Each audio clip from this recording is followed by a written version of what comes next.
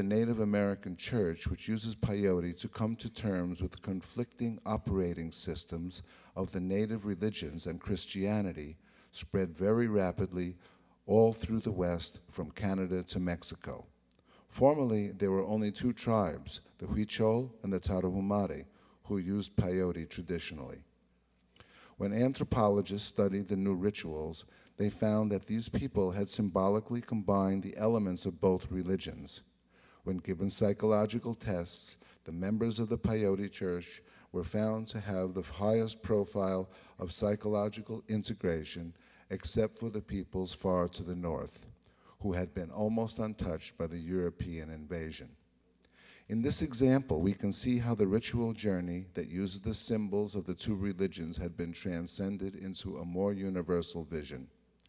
This enabled the cruelly subjected tribes to come to a higher understanding of the two traditions, one historical and native and the other externally imposed. They used the peyote sacrament to see above the trap of irrelevant forms and find the thread of spirit which flows through it all. For myself personally, I grew up in a scientific community. My father, an atomic scientist, was a chemist who worked in the Manhattan Project and the Chicago Project. Both of these endeavors were crucial to the development of the first atomic bombs. Ironically, these brilliant men were peaceful, gentle scientists who were always ready to explain any question I had. I remember going through an old box of books during my teenage years and finding a book entitled Atomic Energy for Military Purposes by Smythe. Inside the cover was a note to my father which said, "To Clarence, may we find the intelligence one day to find a peaceful use for this force." In this book, naively published for all to read in the libraries, were all the procedures for refining uranium and building an atomic bomb. After many years, this book was surreptitiously removed from the library shelves, but the cat was out of the bag. Nevertheless, people were persecuted for entirely political reasons later on for the information released in this book, my father included. Perhaps for this reason, my father forbade me to follow in his footsteps, although I was very interested in chemistry and had some small aptitude in that direction. Little did I know that while all this was going on in one direction in the US, that another brilliant chemist in Switzerland, Albert Hofmann, was inventing the antidote for the unwise use of nuclear energy, LSD.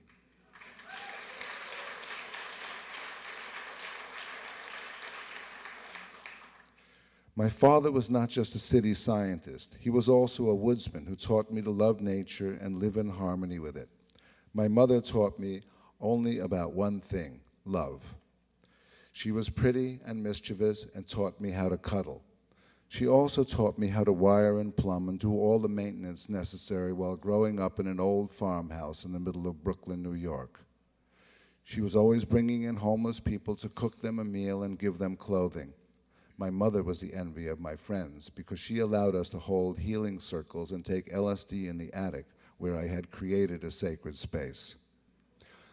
Sometimes when we were making too much noise, she would come up in her bathrobe and her hair in curlers and plop herself down in the circle, much to the chagrin and dismay of my young friends. Then she would look at the most frightened of all of them and say with a mischievous glint, "So, what's wrong with your eyes?" Knowing full well that we were all high on LSD. Then she would laugh and we'd all have a good chuckle.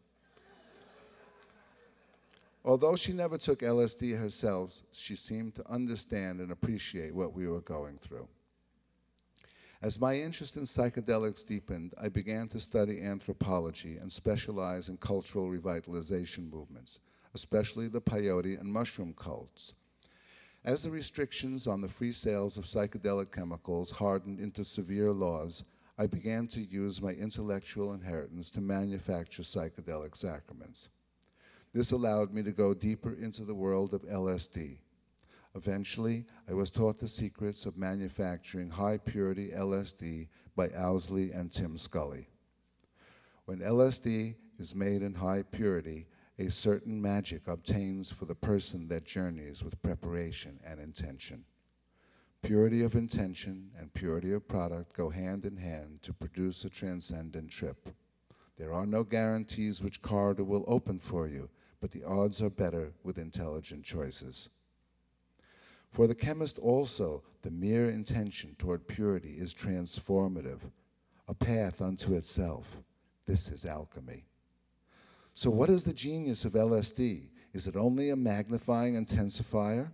Is it only an accident of having a tiny dosage that made it convenient to manufacture and distribute?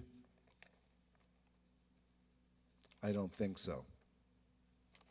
When I began to navigate psychospace with LSD, I realized that before we were conscious, seemingly self-propelling beings, many tapes and corridors had been created in our minds and reflexes which were not of our own making. These patterns and tapes laid down in our consciousness are walled off from each other. I see it as a vast labyrinth with high walls sealing off the many directives created by our personal history. Many of these directives are contradictory. The coexistence of these contradictory programs is what we call inner conflict.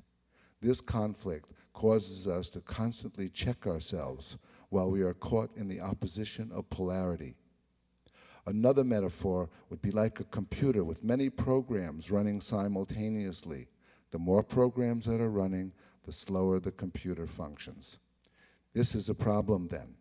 With all the programs running that are demanded of our consciousness in this modern world, we have difficulty finding deep integration. To complicate matters, the programs are reinforced by fear.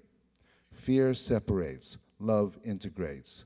We find ourselves drawn to love and unity, but afraid to make the leap. What I found to be the genius of LSD is that it really gets you high. Higher than the programs, higher than the walls that mask and blind one to the energy-destroying presence of many contradictory but hidden programs.